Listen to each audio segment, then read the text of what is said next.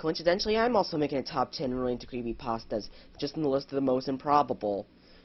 But I feel like talking about one I actually like, so let's talk about Glitchy Red by Anonymous. Seriously, I don't know who wrote this. Mostly I'm going to be focusing on plot due to I don't have a lot of time. This pasta begins with a guy going onto eBay to buy a copy of Pokemon Red due to the fact he does not want to delete his older save data, but he wants to relive his glory years. When it arrived, it was obviously a bootleg due to the sticker looked funky. He decides to play it anyways. He's a moron, never trust a bootleg anyone. That's my tip of the day. He pops it into his Game Boy Advance SP and begins to play. There was only one option, new game. He hits new game, and then the backlight of the Game Boy Advance SP went out. He gets annoyed, turns off the power, unplugs it, plugs in Pokemon Sapphire, and it works all dandy. Next he goes back to playing Red. The game wasn't fully normal. It had a bunch of glitches, like a bunch of random colors around the player character. Next he turns two big blocks of colors, and next the game freezes.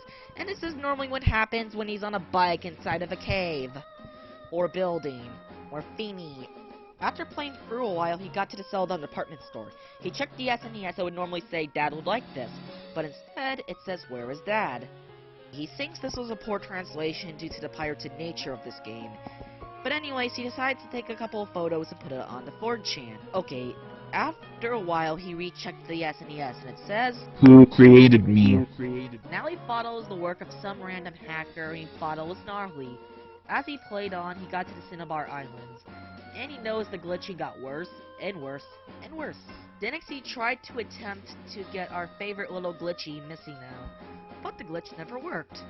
Missy Now never appeared. He gave up and ran into the Pokemon Mansion, and then after that, a text box appeared saying, Nice try, Red. Now the player believed that this game was edited, and was referring to the fact he could not find Senior Glitchy Pants. Then the game froze. The next he reloaded it up, and the next he was back at the Pokemon Mansion, even though he saved way before then. The next he played through the Pokemon Mansion and got out of it, and the next it said, Ding dong, your Safari Zone, the game is over.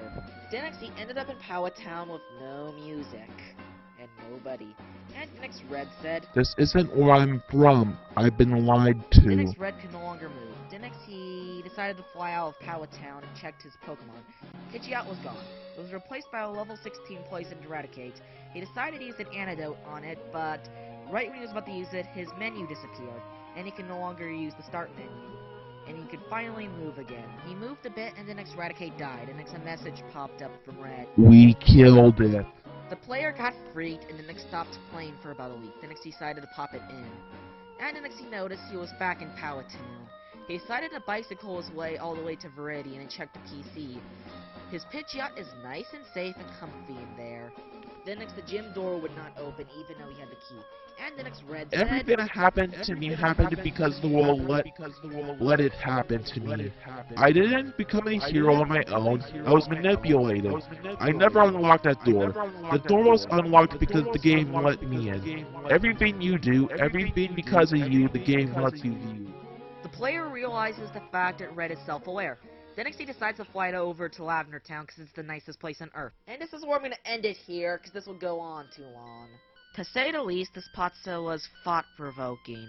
I love Red's character. I love the amount of depth it goes into. I love the fact it analyzes what happens to a video game character when they become self-aware.